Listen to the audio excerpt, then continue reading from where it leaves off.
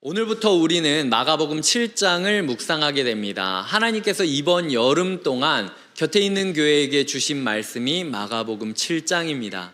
마가복음 7장 설교를 준비하며 여러 가지 목사님들의 설교와 서적들을 찾던 중에 한국 교회 가운데 현재 가장 큰 영향력을 가지고 있는 해외 목사님 중 한 분이 지금은 그 세상을 떠난 팀 켈러라는 이름의 목사님이 있습니다. 이 팀 켈러라는 목사님이 왕의 십자가라는 제목으로 마가복음 설교를 하셨는데요. 이 마가복음 이 본문을 설교하면서 인용을 할 때 프란츠 카프카라는 작가의 소송이라는 소설을 인용했습니다. 제가 굉장히 좋아하는 작가들이 몇 있는데요. 그 중에 이 프란츠 카프카라는 작가가 있거든요. 그래서 그 글이 너무 반가워서 한 주간 다시 한번 이 카프카의 소설을 읽게 되었습니다. 이 카프카라는 사람이 여러 가지 소설을 썼는데 이 소송이라는 소설은 이 미완작이에요. 쓰다가 작가 마음에 아직 들지 않아서 이거 버려라, 폐기해라, 다 쓰지 않았으니까 라고 이야기를 했는데 이 주변 사람들이 그래도 이 작품이 너무 좋아서 사실은 작가가 폐기하라고 했는데 그냥 미완성 출간이 된 책으로 제가 기억을 하고 있습니다. 내용이 어떤 거냐면 어느 날 갑자기 사람들이 와서 이 조셉 K라는 사람을 끌고 간 거예요. 그래서 이 감옥에 수감됩니다. 왜 갇혔는지 이유를 안 알려줘요. 그리고 방이 바뀌면서 계속 신문당하고 고문당하고 추궁당하고 이러는데 변호사를 부르기도 하고 그런데 변호사랑 또 의사소통이 원활하지도 않고 무죄인 걸 알아주지도 않고 변호사를 다시 해고하고 자신의 힘으로 어떻게든 무죄라는 걸 증명하려고 하는데 문제가 뭐냐? 무슨 죄로 들어왔는지 알지를 못하니까 소명을 못하게 되는 거예요. 그래서 계속 궁리하는 겁니다. 감옥 속에서. 혹시 옛날에 내가 이거 했던 것 때문에 잡아간 거 아닌가? 얼마 전에 내가 이 얘기했던 게 문제가 되는 거 아닌가? 이런 식으로 계속 나는 왜 여기 잡혀있지? 라는 부분에 대해서 고민을 하게 됩니다. 결국 끝까지 못 알아내요. 마지막에 어떻게 되냐면 어느 날 채석장으로 끌려가게 됩니다. 2명의 신사가 자기를 끌고 가는데 이제 직감하는 거죠. 내가 이렇게 죄 없다고 얘기도 제대로 못 해보고 판사도 제대로 못 만나보고 이렇게 죽는 거구나 라는 생각을 하는데 마지막 장면이 이렇게 진행됩니다. 그의 눈길은 채석잔과 인접한 건물 꼭대기층에 가서 닿았다. 빛처럼 번쩍하며 그곳에 있는 창문 양날래가 활짝 열리더니 한 사람이 멀고 높은 그곳에 여리고 희미한 모습으로 나타나 몸을 앞으로 쭉 내밀고 양팔을 활짝 펼쳤다. 밤에 누가 이렇게 옛날 창문을 열면 요즘 창문은 이렇게 열지만 옛날 창문은 이렇게 열잖아요. 그러니까 채석장으로 끌려가고 있던 중에 어느 높은 곳에서 갑자기 누가 창문을 열었는데 마치 천사의 날개가 이렇게 쫙 펼쳐지는 것처럼 빛이 임하면서 그 안에 누군가가 구원자가 있는 것처럼 희미한 모습으로 한 사람이 존재하는 모습을 보게 되었던 거죠. 하늘에서 마치 이렇게 손을 뻗어서 나를 맞이하는 이 빛이 내려오는 것 같은 느낌을 받았다는 겁니다. 그래서 마음 가운데 이렇게 생각을 하게 됩니다. 저게 누구지? 친구인가? 좋은 사람인가? 나를 보고 동정을 느낀 사람인가? 나를 지금 도와주고 싶은 건가? 혼자인가? 아니면 여러 사람이 같이 있는 건가? 아직 나는 도움받을 수 있는 건가? 혹시 내가 잊어버리고 얘기하지 못한 무죄의 어떤 이야기는 없던 것일까?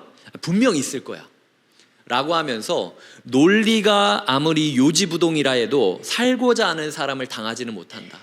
세상 사람들이 그리고 나를 이곳에 집어넣은 사람들이 사실은 도대체 내 죄를 알려달라고 하는데 신문하는 사람들이 얘기하거든요. 난 네가 무슨 죄 졌는지 모른다. 위에서 그냥 자백을 받아내라고 해서 괴롭히고 있는 거야. 윗사람한테 물어봐. 나는 시킨 대로 하는 거야 라는 이야기를 들으니까 너무 답답해서 그렇게 이해될 수 없는 상황이라 할지라도 살려고 하니까 길이 열리는 건가 생각을 하게 되는 거죠. 그가 한 번도 보지 못한 그 판사는 어디 있는 걸까? 그가 한 번도 가보지 못한 그 상급 법원은 어디 있는가? 그는 양손을 쳐들고 손가락을 활짝 펼쳤다. 사도행전에 보면은 스데반이 죽기 직전에 하늘을 보면서 손을 펼치면서 예수를 보았다라고 이야기하는데, 마치 그런 장면처럼 지금 억울하게 이유도 모르고 괴롭힘 당하고 끌려와서 죽게 된 나에게 하늘에서 누가 날개를 펴듯 손을 뻗기 시작했고, 나도 그를 향하여 살려달라고 두 손을 뻗고 있는 중인 겁니다. 그러나 한 신사의 양손이 K의 목을 눌렀고, 그 사이 다른 신사는 칼로 그의 심장을 찔러 2번을 돌렸다. 꺼져가는 눈빛으로 K는 두 신사가 바로 그의 코앞에서 서로 뺨을 맞댄 채로 결정적인 순간을 지켜보는 모습을 보았다. 얘 진짜 죽은 거 맞아? 라고 심장 뛰는 소리, 그리고 숨 쉬는 소리를 확인하기 위해서 뺨을 맞대고 가까이 쳐다보고 있는 두 간수, 사형 집행인의 모습을 보게 되었다라는 것입니다. 마지막으로 그의 대사는 이렇습니다. 개 같다 라고 외치면서 그는 세상을 떠납니다. 치욕은 그보다 더 오래 살아남을 것 같았다. 내가 죽더라도 이렇게 죽어야 되는가? 도대체 내 인생은 왜 이렇게 비참한가? 라는 말로 인생 뭐 같다 라고 이야기를 하면서 끝이 내는 거죠. 이 작가는 이 시대의 부조리함을 말하고 싶었던 겁니다. 이유도 모른 채로 태어났는데 태어나서 기쁨과 행복이 있는 게 아니라 감옥만 바뀌지 계속해서 괴로움은 더해가는 거예요. 유년 시절에는 유년 시절만의 괴로움, 도대체 왜 내가 잘못돼서 이 인생이 이렇게 꼬였는지 답은 안 주고, 뭔가 내 죄를 막 얘기하면서 이거를 다 소명하면 해결될 줄을 알았는데 청소년기에는 또 청소년만의 문제가 있고, 결혼하고 나면 또 결혼의 문제가 있고, 아이를 낳고 나면 또 아이의 문제가 있고, 직장을 들어가고 나면 직장의 문제가 있고, 감옥 호실만 바뀌었듯 인생이 괴로움이라는 사실은 변하지 않는 거예요. 그리고 마지막에는 이유도 모른 채로 희망의 빛을 보았지만 결정적으로 뭔가 될 것 같은 순간에 억울하게 죽어야 돼서, 야 진짜 인생 개 같다, 인생 뭐 같다 라고 이야기를 하면서 슬퍼할 수밖에 없는 것이 인생이다 라고 하는 책입니다. 아까 이야기했던 팀 켈러 목사님은 이 소설의 예를 들면서 이 바리새인들과 종교 지도자들, 서기관들이 추구했던 종교적 공동체의 특징은 무엇이냐면 죄책감을 자극한다는 거예요. 너 뭐 문제 있는 거 아니야? 너 이거는 아닌 거 아니야? 교회가 이러면 안 되는 거 아니야? 믿는다라고 해서 이렇게 신앙생활하면 안 되는 거 아니야? 자꾸 잘못된 점을 막 찝어내고, 그래서 교회에 오면은 기쁨과 행복이 넘치는 게 아니라 교회에 오면은 마치 도대체 내가 뭘 잘못했다고 나를 이렇게 들볶는 거야. 그럼 내가 이거 회개하고 이거 변화하면 내 인생 바뀌는 거야? 그건 또 모른다는 거예요. 그렇게 계속해서 죄책감을 장사하고 자극하는 종교 집단의 모습이 이들이 추구하는 공동체의 모습이었다. 하지만 예수가 추구하는 공동체는 그런 공동체가 아니었다라고 설교하고 있다라는 것이죠. 여러분의 종교 생활은 어떻습니까? 교회에 나오면 나올수록 행복해지고 인생의 의미를 알고 끝까지 예수 그리스도와 함께 견디는 삶의 기쁨과 소망을 누리면서 신앙생활하고 계십니까? 아니면은 야 인생 뭐 같다 라고 이야기할 수밖에 없이, 내가 돌파구를 찾으려고 교회에 나왔는데 교회에 나오면 나올수록 죄책감만 더한다 라는 식으로 신앙생활을 이어가고 계십니까? 오늘 본문은 6장의 마지막과 이어지고 있습니다. 6장 마지막이 어떻게 끝나죠? 예수님이 오병이어의 기적을 끝나고 게네사렛이라고 하는 도시로 들어오게 됩니다. 예수님이 내렸을 때 제자들과 함께 내렸음에도 불구하고 주변에 기다리고 있던 모든 사람들이 저 사람이 예수라는 것을 정확하게 알고 있었습니다. 저분이 내 인생의 마스터키다. 저분만 만나면, 저분만 만지면 내 인생에 어떤 문제가 있다 할지라도 해결될 것이다 라는 믿음이 있었던 것이죠. 그 믿음 때문에 그들은 이전에 신앙생활하던 사람이 침상채로 들고 가가지고 만났더니 회복됐더라, 옷자락이라도 만졌더니 회복됐더라 라는 이야기를 모방하기 시작하고, 그리고 자신 또한 창조적인 도전으로 예수께 사방팔방에서 달려들기 시작합니다. 6장의 마지막은 예수에게 손을 대는 자는 모두 다 성함을 받았다라는 말로 끝이 나는 거죠. 장소적으로는 지금 그 자리에 있는 겁니다. 그렇게 온 지방에서 모이고 있던 사람들 중에 7장 초반부를 보면은 바리새인들과 또 서기관 중 몇 명이 예루살렘으로부터 왔다라고 이야기를 하고 있습니다. 예루살렘은 게네사렛과 장소적으로 보았을 때 150km 정도 거리가 있었다라고 해요. 제가 지도를 뒤져보니까 성남시청부터 대전역까지가 152km인가 그랬습니다. 그러니까 예수를 만나기 위해서 성남부터 대전까지 찾아온 바리새인들과 몇 명의 종교 지도자들이 있었다라는 거죠. 이렇게까지 열심을 내서 찾아왔다면 그들 또한 예수의 옷자락을 붙잡고 모두 문제가 회복되어야 했지 않겠습니까? 그런데 주변에 있던 모든 사람들은 은혜 받고, 모든 사람들은 회복받고, 모든 사람들은 기적을 만나고 있었는데 얘네는 기적을 경험하지 못했다라는 거예요. 그래서 결국에는 어떻게 되느냐? 이 사람들은 기적을 경험했던 게 아니라 6절에 보면은 이르시되 이사야가 너희 외식하는 자에 대하여 잘 예언했도다 라고 이야기하는데, 이 외식하는 자라는 단어가 마가복음에는, 다른 사복음서에는 굉장히 많이 나오지만요, 마가복음에는 제가 기억하기로는 2장면만 나옵니다. 예수님이 어지간해선 외식하는 자들이라고 얘기 안 하는데 현대어로 이 외식하는 자라는 번역을 사기꾼이라고 번역하기도 해요. 그래서 메시지 성경에 보면은 예수께서 대답하셨다. 너희 같은 사기꾼들에 대해 이사야가 전곡을 찌르며 말했다 라고 얘기하며 6절이 시작되고 있습니다. 어떤 사람들은 기적을 다 경험하면서 회복을 경험했는데 누군가는 야, 이 사기꾼들아 라는 꾸지람을 들으며 어떤 기적도 누리지 못했다라는 거예요. 어떻게 이렇게 모든 사람이 축복을 받는 자리에서 나만 예외될 수 있을까?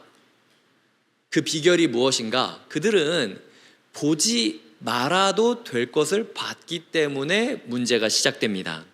2절을 보시면요, 예수의 제자 중 몇 사람이 부정한 손, 곧 씻지 않은 손으로 떡 먹는 것을 보았다라고 이야기를 하고 있죠.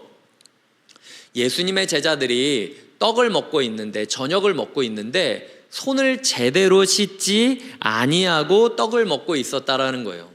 당신은 빵을 뜯을 때 포크 나이프로 뜯은 게 아니었습니다. 손으로 뜯었거든요. 그러니까 쟤네는 손도 안 씻고 저거 밥을 먹는단 말이야? 그리고 저걸로 오병이어 했단 말이야? 손도 안 씻고 비위생적으로 했단 말이야? 예전에 이제 코로나 시간들 가운데 성찬식을 할 때 저희가 이렇게 성찬위원들이 떡을 나눠줄 때 이게 적절하지 않은 것 같다라고 얘기하는 피드백들이 되게 많이 있었어요. 위생적이지 않다, 지금 상황 가운데.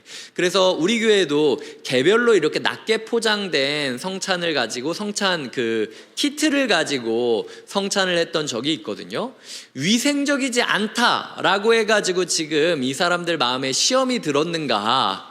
그게 아닌 게요, 보시면은 5절에 바리새인들이 뭐라고 이야기하냐면 어찌하여 당신의 제자들은 장로들의 전통을 준행하지 아니하고 라는 문구가 들어갑니다. 그냥 위생적이지 않기 때문에 문제가 됐던 게 아니라요, 장로들은 전통 가운데 손 씻고 밥 먹어야 된다라고 이야기했는데 얘네는 손도 제대로 씻지 않고 밥을 먹고 있는 게 문제였다라고 이야기를 하는 거죠. 그래서 이 구절 또한 메시지 성경은 이렇게 얘기하고 있습니다. 바리새인과 종교학자들이 물었다. 어째서 당신의 제자들은 규정을 우습게 보고 손도 씻지 않고 식탁에 앉는 겁니까? 손 씻지 않는 게 문제가 됐던 게 아니라 규정을 우습게 알았던 게 문제가 되었다라고 이야기를 하고 있다라는 거죠. 이 규정이 어느 구절로부터 시작됐는지를 저희가 한번 찾아보겠습니다. 성경을 한번 찾아보겠는데요, 구약 성경 출애굽기입니다. 구약 성경 출애굽기 창세기 다음에 출애굽기가 있죠. 출애굽기 30장입니다.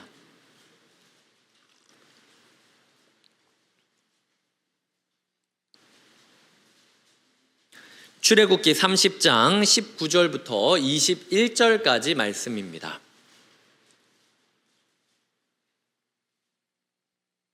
출애굽기 30장 19절부터 21절까지 한번 읽어주시기를 부탁드릴게요. 아론과 시작. 아론과 그의 아들들이 그 두멍에서 수족을 씻되 그들이 회막에 들어갈 때에 물로 씻어 죽기를 면할 것이요 제단에 가까이 가서 그 직분을 행하여 여호와 앞에 화제를 사를 때에도 그리할지니라. 이와 같이 그들이 그 수족을 씻어 죽기를 면할지니 이는 그와 그의 자손이 대대로 영원히 지킬 규례니라. 이 구절에 근거한 전통이 바로 손을 씻어야 된다는 전통이었습니다. 그런데 제가 묻겠습니다. 이게 아론과 그의 아들들, 즉 제사장 가문을 향한 하나님의 명령입니까? 모든 이스라엘 백성이 다 이래야 된다는 하나님의 명령입니까? 제사장 가문을 위한 하나님의 명령이죠. 이게 물두멍이라는 표현이 나오는데요. 예배를 드리러 갈 때 손을 제대로 씻으라고 하는 이야기입니까? 아니면 위생적이게 항상 손 씻고 다니라고 하는 이야기입니까? 예배를 드리러 갈 때 손을 씻고 들어가라는 규례입니다.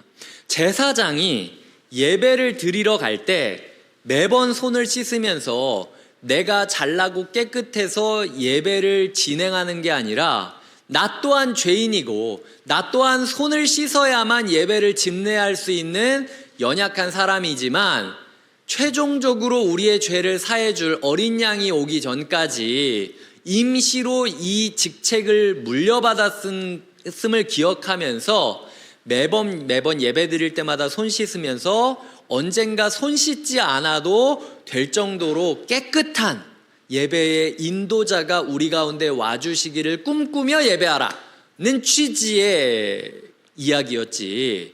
지금 사막 중에 걸어가고 있는 백성들 모두에게 너희 모두가 다 물 찾아가지고 이거 다 손 씻고 살아가야만 된다라고 위생적인 관점에서 준 교훈은 아니었다라는 거예요. 하지만 이 교훈이 바벨론의 포로로 끌려가고 오고 막 이러는 중에 어떻게 이야기가 되냐면요. 성전에서 예배를 드리고 싶어도 예배를 못 드리게 되잖아요. 그리고 우리들이 죄인이었기 때문에 바벨론 포로로 끌려갔다 온 거 이런 거 같잖아요. 그러니까 자체적인 규정이 생긴 겁니다. 우리가 예배 드릴 때만 예배자로 사는 게 아니라 우리 모두가 레위 지파라고 생각을 합시다. 우리 모두가 삶의 예배를 드린다라고 생각을 합시다. 이거 얼마나 좋은 이야기입니까? 이거 얼마나 멋진 고백입니까? 그러니까 제사장만 씻는 게 아니라 우리도 날마다 우리 자신을 깨끗하게 씻으면서 우리를 예배자로 부르신 하나님을 높여줍시다. 누군가가 선한 열정으로 이 또한 창조적인 도전을 제의한 거예요. 그리고 누군가가 그 창조적인 도전에 모방을 해가면서 점점 그게 전통으로 굳어가게 되는 거죠. 언제 누구로부터 이런 창조적인 전통, 장로들의 전통이 세워졌는지는 알지 못하지만 예수님이 있던 그 순간에는 이미 모든 유대인들이 그렇게 사는 것이 정상이었다라고 생각을 하게 되었습니다. 문제는 본질을 잊어버리고 열정만 남았다라는 거예요. 안에 속 알맹이는 잊어버리고 껍데기만 남았다라는 거예요. 나중에 유대인들이 어떻게 하냐면요. 아까 시장에 보면은 시장에 갔다 오면 더 열심히 씻었다라는 표현이 나오는데 유대인들은 이렇게 얘기한 겁니다. 안식일에 심은 씨앗이 시장 가운데 있지 않겠느냐? 11조를 온전히 구분하지 않고 수확된 열매를 우리가 시장에서 샀을 수도 있지 않겠느냐? 그러니까 다 부정한 거다. 지나가는 이방인들이랑 우리가 마주쳤을 수도 있지 않겠느냐? 우리가 먹는 이 부분에 부정한 이방인들의 손이 타가지고 농사된 거일 수도 있지 않겠느냐? 그러니까 시장을 다녀오거나 뭔가를 사거나 그럴 때는 열심히 씻어야 된다. 이게 하나님 저도 죄인입니다. 누군가가 죄를 씻지 않아도 될 정도로 정결한 예배자가 우리의 예배를 인도해 줄 때까지 내가 소망하며 기다리겠습니다. 겸손과 사랑과 기대와 그 본질적인 의미가 남는 것이 아니라 혐오감만 부추겨지는 거죠. 하나님, 저 더러운 이방인들이랑 우리가 씨앗까지 섞는다라는 게 너무 자지러지게 싫습니다. 하나님, 이 속에 그 이방인들의 불결한 손이 탔을까 봐 내 마음이 너무 화가 납니다. 하나님, 어떻게든 우리를 좀 구해 주십시오. 깨끗하게 해 주십시오. 라는 이야기를 하면서 손을 씻는 모습을 전통으로 삼았다라는 것이죠. 그래서 이들의 종교 생활 가운데서는요, 논쟁만 계속됩니다. 이 어디까지 씻는 게 과연 합당할 건가라는 게 그 당시에 좀 이슈였다라고 해요. 그래서 누군가는 이 원어 단어가 주먹까지라고 되어 있어서 그냥 손바닥만 씻는 게 아니라 주먹까지 씻어야 된다. 이래야 제대로 씻은 거다. 어떤 번역가는 팔꿈치까지라고 그 단어를 번역합니다. 그래서 유대인들은 당시에 그냥 씻는 게 아니라 팔꿈치까지 씻어서 이걸 다 깨끗하게 해야만 이방인들의 부정함을 다 털어내는 것이다 라고 이야기하기도 했어요. 또 어떤 사람은요, 그 당시에 이 명령이, 이 전통이 주먹 하나만한 물을 가지고 사용해야 된다. 찔끔찔끔 쓰는 게 아니라 주먹 하나만한 물을 사용해 가지고 손을 씻어야 된다더라. 이 장로들의 전통이 각자 논쟁이 되면서 우리 교회는 주먹 하나만한 물로 씻어, 우리 교회는 팔꿈치까지 씻어, 우리 교회는 주먹까지 씻어, 이런 식으로 말이 말을 낳고 말이 싸움을 나면서 서로를 정죄하고 비난하면서 나는 뭔가 우월한 신앙생활을 하는 것처럼 꾸며갔던 게 그 당시의 전통이라는 거예요. 그러니까 이 사람들은 예수 그리스도를 보고 게네사렛에서 지금 이스라엘 모든 곳에서 사람들이 와서 지금 손을 대기만 해도 회복이 되고 있는데 어떻게 예수에게 손을 대기만 해도 회복이 될 수 있습니까? 라고 물어보는 게 아니라 엉뚱한 게 보이는 거예요. 그런데 당신 제자들은 왜 손 씻지도 않고 먹고 있어요? 지금 질문의 방향이 완전 이상한 겁니다.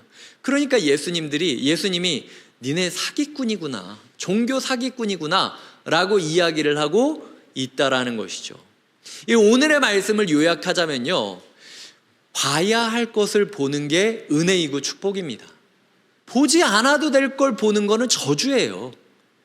이 사람들이 3장, 마가복음 3장을 보면은 3장 6절에서 예수를 어떻게 하면 넘어뜨릴 수 있을지를 고민합니다. 그리고 3장 22절에서는 예루살렘으로부터 종교 지도자들이 와서 뭐라고 얘기하냐면 예수의 권위는 사단으로부터 온 거다라는 식의 권위 논쟁을 붙여요. 즉 150km 정도를 지나 예루살렘으로 왔던 오늘의 바리새인들과 서기관들은 예수님께 회복되고 싶어서 온 게 아니라 조사단으로 온 겁니다. 이단 시비가 있기 때문에 예수라는 사람이 진짜인가 가짜인가 확인해 보려고 온 거예요. 그러니까 기적에 대해서는 궁금하지 않은 겁니다. 어떻게든 예수가 잘못됐다라는 책을 잡아야 되는데 주변 사람들이 너무 회복이 되고 있으니까 이거를 고지고대로 받아들이는 게 아니라 어떻게 하면 예수를 넘어뜨릴 수 있을까 고민하게 되는 것이죠. 마음이 바르지 않았기 때문에 아무리 멋진 모습을 보여줘도 그 기적에 동참하는 것이 아니라 한 걸음 물러서서 평가하고 감시하고 비난하는 조사자로 끝이 나게 되고 있다라는 것입니다. 예수님은요, 그 이사야 29장의 말씀을 근거로 야, 나만 그러는 게 아니라 이미 이사야가 너희 같은 종교 사기꾼들에 대해서 이야기를 했어 라고 이사야 29장을 지금 짚어주고 계시는데요, 한번 살펴보도록 하겠습니다. 이사야 29장 9절부터 14절입니다. 제가 설명을 드릴게요. 한번 눈으로 따라오시면 됩니다. 너희는 놀라고 놀라라 라고 이야기를 하는데 뭐 때문에 놀라야 되냐? 너희가 맹인이 되고 맹인이 될 것을 가지고 놀라야 된다 라고 이야기를 하는 거예요. 마치 술 취한 것처럼 앞에 뭐가 있는데도 불구하고 제대로 보지 못하고 비틀거리는 신앙생활을 하게 된다라는 거죠.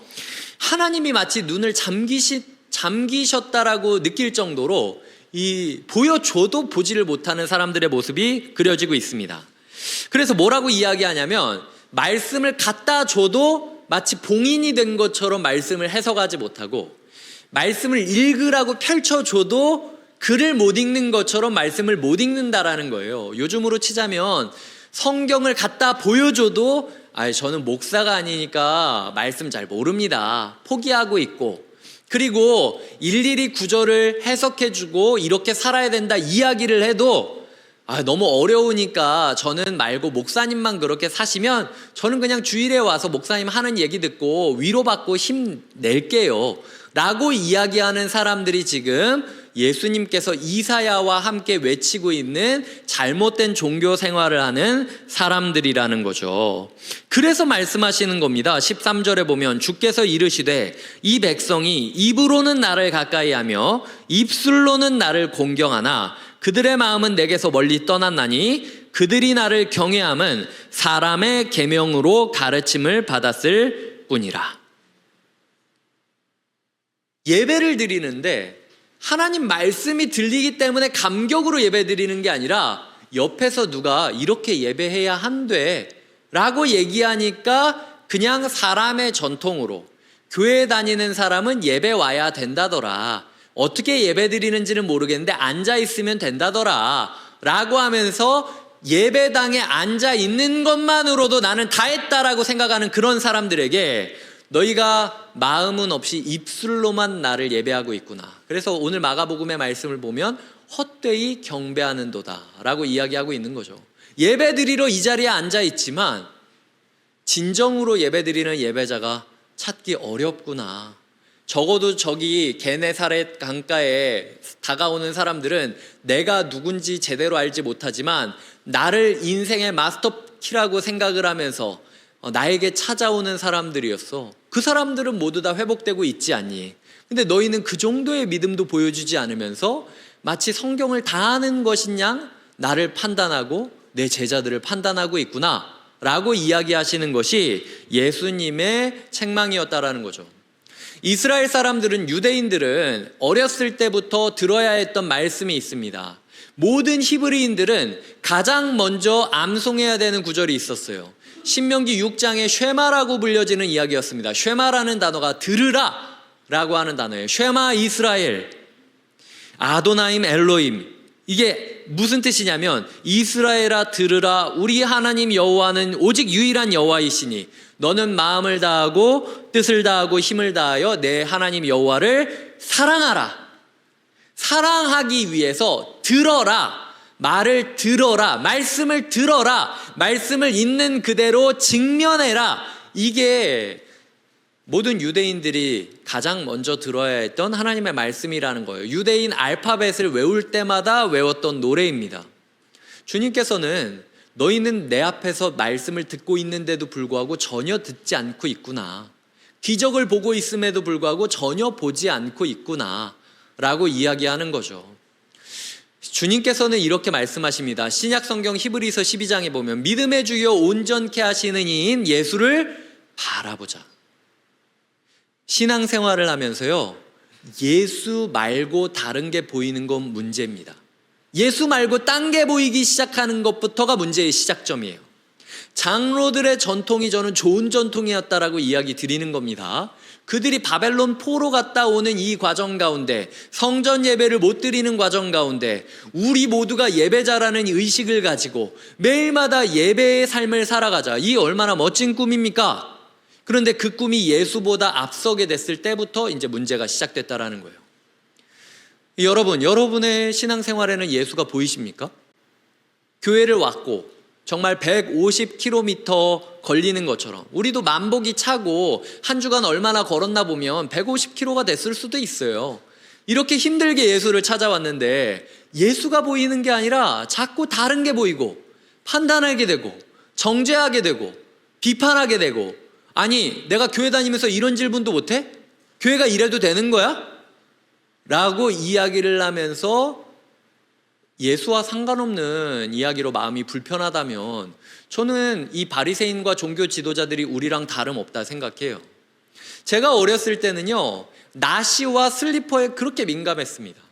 사람들이 나시 옷을 입으면은 거의 마치 너의 품격을 그렇게 훼손하면 안 된다라는 식으로 인격 모독적인, 왜 너는 나시를 입어서 수많은 사람들이 이렇게 힘드냐, 내가 네 팔 보고 싶어서 교회 온 줄 아냐, 막 이런 식의 이야기들. 이 슬리퍼 신고 오면은 늘 하는 이야기가 있죠. 대통령을 만날 때도 너 슬리퍼 신고 갈 거냐, 막 이런 얘기하면서 어떻게 하나님한테 예의 없이 슬리퍼를 신고 있냐.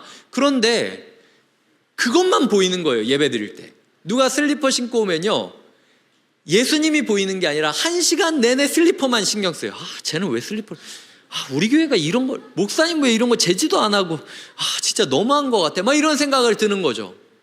담배를 피고 술 마시는 것도 똑같습니다. 어떤 사람이 술 냄새 풀풀 풍기며 저녁 집회에 오면 회식 가운데서도 어떻게든 예수님을 생각해서 여기까지 왔구나, 고마워해야죠. 근데 저렇게 술 냄새가 나는데 나는 기도를 방해받고 있는데 교육자들은 다 어디 가가지고 신경도 안 쓰고, 저런 사람은 좀 치워가지고 격리시킨 다음에 온라인으로 드리라고 해야 되는 거 아니야? 안내팀은 다 뭐하고 있어? 이런 식으로 귀한 예배 시간에 나와가지고 1시간 내내 술 냄새만 묵상하고 있는 거예요. 예수님은 전혀 보이지 않는 겁니다. 우리의 이전까지 세워졌던 전통들이 좋죠. 내가 어렸을 때 주일날 물건을 사지 말아야 될 것. 근데 이제 아이들 오늘 이제 식당 운영을 안 하니까 아이들이 편의점에서 뭘 사 먹고 있으면 목사님 주일날 뭐 사 먹어도 되는 겁니까? 저도 아침에 편의점에서 사 먹었습니다. 네. 그러니까 이런 부분에 있어서 우리가 예배의 본질, 예수님에 대해 포커스를 맞추는 게 아니라 자꾸 우리의 마음을 불편하게 만들고 서로를 비난하고 정죄하면서 죄책감을 자극하는 공동체, 그런 종교 생활에 너무 익숙해졌다라는 거죠. 세상에 주님을 믿고 주님을 신뢰하고 옷가에 손이라도 대기 위하여 서로 아웅다웅하고 있는 그 기적의 현장 가운데 어렵게 예수님한테 말을 걸었는데 고작 한다는 이야기가, 당신 제자들은 왜 그 모양이에요? 이거 비극이에요. 근데 우리가 그 비극의 삶을 살고 있는 것일 수 있다라는 것이죠. 옆 사람이 꾸벅꾸벅하고 있으면 마음이 불편하십니까? 우리의 마음 가운데 예수님만 보는 신앙생활을 회복했으면 좋겠어요. 예전에 내가 있던 교회에서는 이렇게 했습니다. 그게 나쁜 일입니까? 우리도 이렇게 해야 되는 거 아닙니까? 좋은 장로들의 전통이지만요, 지금 이 순간 내 눈에서 예수를 치워버리고 상대의 문제나 부정적인 부분만 보여지게 만드는 전통이라면요, 없는 게 나은 겁니다. 그게 오히려 우리의 시험거리가 될 수 있다라는 것이죠.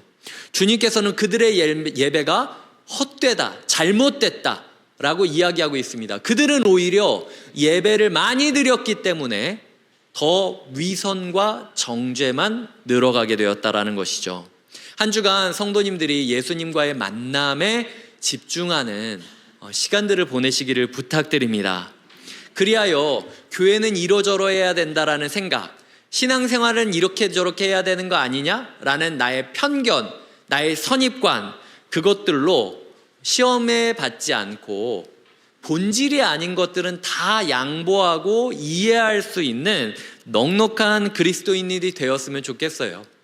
우리를 태어났을 때부터 소송대 위에 세우는 이 죄악된 세상 가운데 주님이 주시는 진정한 자유와 기쁨을 누리시는 한 주 되시길 주님의 이름으로 부탁드립니다. 기도하시겠습니다. 하나님 아버지, 교회가 생명이 넘치고 기적이 넘치는 게 아니라 혐오적인 생각들과 표현들과 그리고 논쟁들만 더해가고 있는 것들을 봅니다. 한국 교회 가운데 하나님 예수 그리스도만 바라봄으로 기쁨과 자유를 얻는 교회가 몇이 되겠습니까? 곁에 있는 교회가 주님 곁에 서고 주님이 원하는 커뮤니케이션을 해감으로써 하나님과 동행하고 하나님과 기적을 맛보는 기적의 공동체가 되게 하여 주시옵소서. 예수님의 이름으로 기도드립니다. 아멘. 이 시간 예배자로서의 우리의 정체성을 다시 한번 확인하며 함께 찬양하도록 하겠습니다.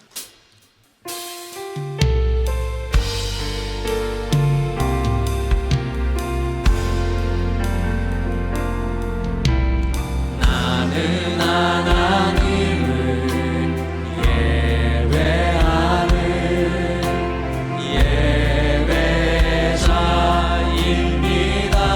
내가 서 있는 곳 어디서나, 내가 서 있는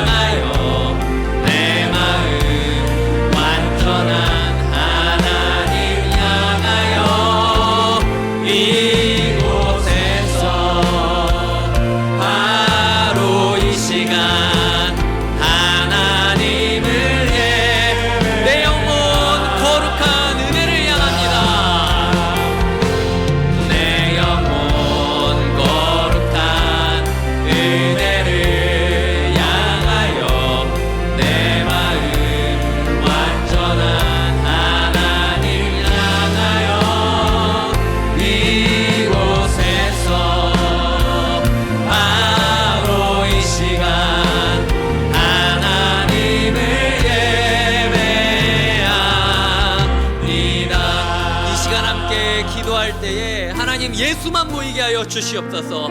나의 신앙생활에 상대가 보이지 않게 하여 주시옵소서. 사람이 보이지 않게 하여 주시옵소서. 불편함이 보이지 않게 하여 주시옵소서. 예수를 믿음의 주요 온전케 하시는 일을 삼고 예수의 말씀을 들으며 사랑을 배워가게 하여 주시옵소서. 함께 기도하며 나아가겠습니다. 하나님, 똑같은 기적의 현장 가운데 있었음에도 불구하고 예수의 옷가에 손을 뻗는 것이 아니라 상대를 판단하고 상대를 비난하고 상대를 정죄하는 신앙생활을 하는 소송자들을 보게 됩니다. 하나님, 우리의 종교 생활이 태어났을 때부터 지금까지 감옥만 바뀌어져 있듯 하나님, 소송과 괴로움과 고통이 끊이지 않고 있는지 돌아보게 하여 주시옵소서. 곁에 있는 교회가 죄책감을 자극하고 하나님 아버지 서로를 괴롭히는 자리가 되지 않기를 원합니다.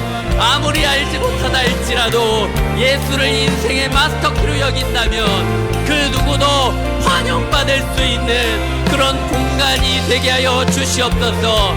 우리가 꿈으로 내세웠던 좋은 전통들이 예수님을 보는데 장애가 된다면 그 어떤 것이라 할지라도 허물게 하여 주시옵소서.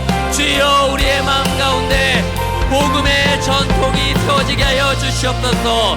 하나님의 말씀이 바로 세워지게 하여 주시옵소서.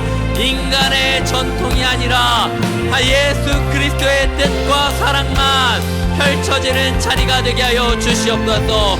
우리 또한 기적을 누리는 기적의 공동체가 되게 하여 주시옵소서. 예수님의 이름으로 기도합니다. 아멘. 이 시간 함께 일어나서 찬양하실 때 함께 지어져가네 찬양하시겠습니다. 서로를 볼 때 불편함이 느껴지는 관계가 아니라 너로 인하여 내가 완벽해진다라고 고백할 수 있는 함께 지어지는 예배 공동체가 되기를 꿈꾸며 찬양하겠습니다. 우리는 하나님의 자녀, 주 사랑 안에 우리 거할 것입니다. 주 사랑 안에 우리 거할 때 주님 나를 사랑하신 것 같이 주님 나를 사랑하신 것 같이 우리도 서로 사랑할 수 있네. 우리는 주의 몸된 교회, 우리는 주의 몸된 교회, 모든 지체가 하나 될 때 예수님의 마음을 닮아가며 고통과 즐거움 함께 나누네. 하나님 안에서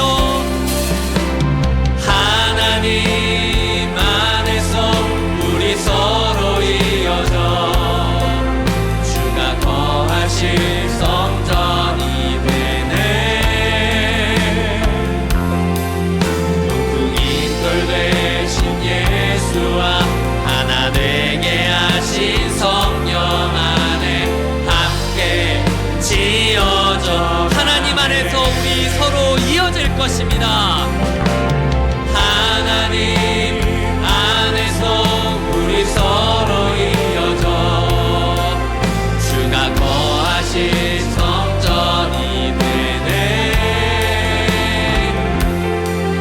녹둥인 돌 되신 예수와 하나 되게 하신 성령 안에 함께 지어져 지어져가네. 함께 지어져가네. 함께 지어져가네. 함께 지어져가네. 우리를 기적의 공동체로 초대하신 주님께 감사의 박수를 올리겠습니다. 제가 기도하겠습니다. 우리 주 예수 그리스도의 은혜와 하나님의 사랑과 성령님의 교통하심이 편견을 버리고 예수님을 직면하기를 소망하고 결단하는 주님의 사람들과 곁에 있는 교회에게, 그리고 어제와 오늘 요나를 묵상하며 복음을 배우고 살아갈 유치부 아이들에게 지금부터 영원토록 함께해 주시기를 간절히 축원하옵나이다. 아멘.